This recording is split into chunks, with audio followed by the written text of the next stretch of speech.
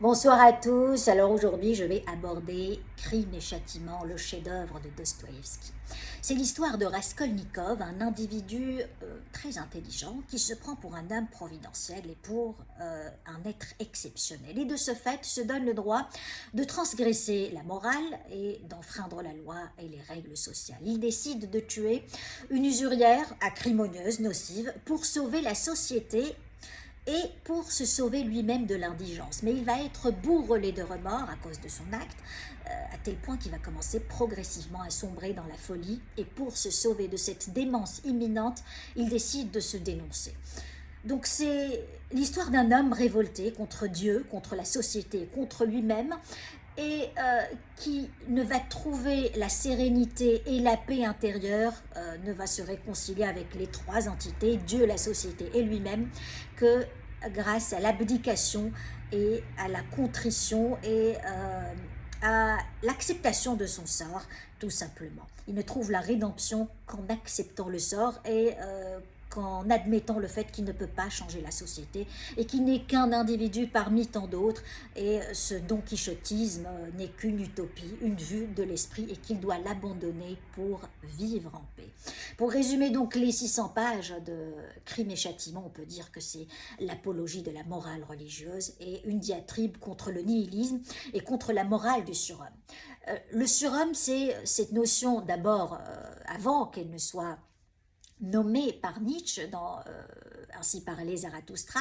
Elle a été brillamment abordée dans Dostoïevski dans Crime et châtiment. Il a aussi été abordé par Kant et par Goethe et par Byron aussi. C'est la morale de quelqu'un qui se prend pour un être supérieur au commun des mortels et qui n'est pas conformiste et qui se donne le droit de transgresser les conventions sociales pour accomplir un geste que la société juge répréhensible, mais qui est logique pour lui, pour sauver l'humanité et pour atteindre un dessein supérieur et servir l'humanité.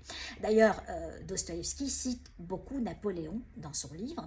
Il dit que si Napoléon n'avait pas tué quelques hommes, il n'aurait pas eu le destin exceptionnel qu'il a eu. Ce qui me touche énormément chez Dostoïevski dans ce livre, c'est la description très détaillée de la douleur et de la tourmente psychologique. C'est une description d'entomologiste. Il nous décrit la torture de l'être humain, un thème que j'affectionne énormément. C'est une ekphrasis psychologique. Je vous avais déjà expliqué l'ekphrasis, c'est la description très méticuleuse au point de voir une image surgir de cette description très détaillée. Et ça, c'est propre aux écrivains russes.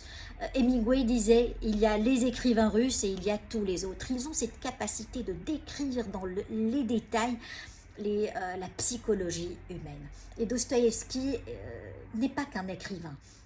C'est un philosophe. Rien qu'en écrivant des romans, il développe des thèses philosophiques parce qu'il explique l'âme humaine d'une façon très profonde. Il est un peu comme Melville, comme Kafka et comme Camus, des écrivains qui sont des philosophes tout simplement. Je suis curieuse de connaître votre point de vue. Est-ce que de ce roman finalement qui est eschatologique puisqu'il parle de salut de l'être humain, est-ce que vous souscrivez à la morale de Raskolnikov au début qui était nihiliste, ou est-ce que vous pensez que la sérénité peut s'obtenir avec l'abdication et la soumission?